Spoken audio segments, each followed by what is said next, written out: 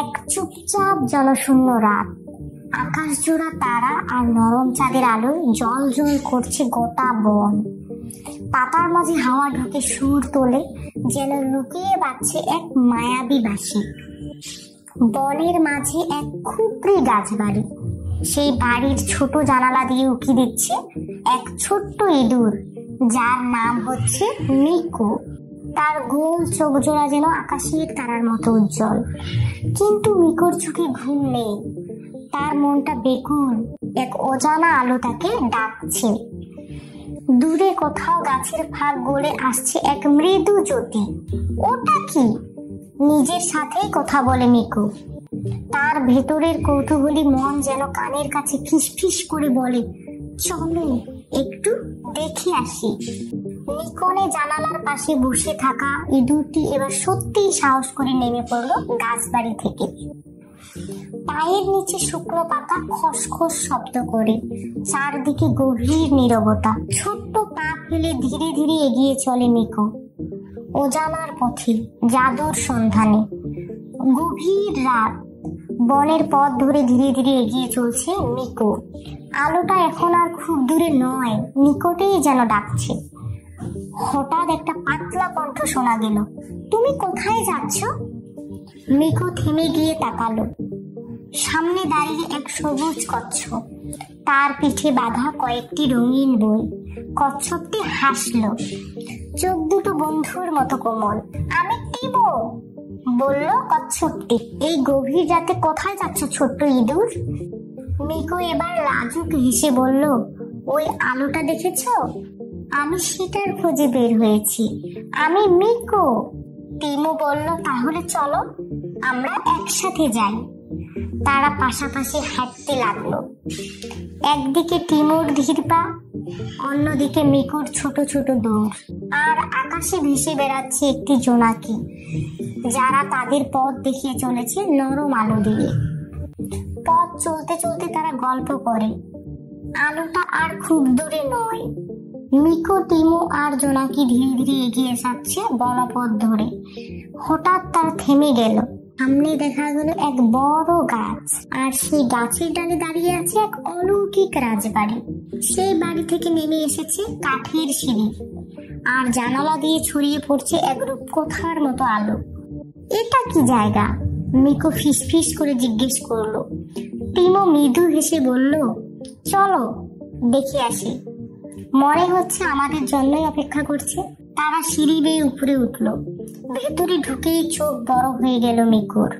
ঘর জুড়ে ছড়িয়ে ছিটিয়ে থাকা বই, দেয়ালে তাক ভর্তি রঙিন বইগুলো সব আলতো আলতো আলো ছড়াচ্ছে। তাদের মাথার উপর দিয়ে দৌড়ে বেড়াচ্ছে জোনাকি। তার আলোয় ঘরটা যেন আরো জাদুকরী হয়ে উঠছে। টিমু বলল, এই ঘরের প্রতিটা বই এক একটা জাদুর গল্প। যদি মন থেকে চাই তাহলে ওই গল্পের ভিতরে ঢুকে যাওয়া যায়। মিকু বিস্ময়ে চুপ করে গেল। তার চোখে ছিল বিস্ময়, মুখে ছোট্ট এক হাসি। তারা দুজন একসাথে একটা আলো জ্বালানো বই খুলে বসলো। পৃষ্ঠাগুলো থেকে যেন গল্পের ডানা মেলে উঠছে। আর তখনই একটা জ্যোতির্ময় আলো চারপাশে ছড়িয়ে পড়তে লাগলো।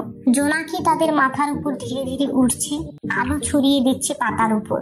হঠাৎ বইয়ের ভিতরে লেখাগুলো চকচক করে উঠলো। টিমু ধীরে ধীরে বলল, মিকু, মনে হচ্ছে এই বই আমাদের ডেকে নিচ্ছে। মিনিটের মধ্যে চারপাশ ঝাপসা হয়ে গেল।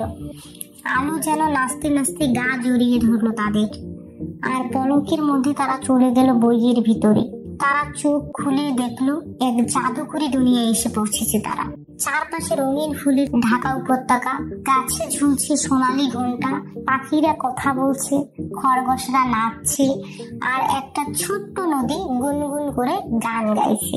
মিকু চারদিকে তাকিয়ে বলল, এটা কি সত্যি?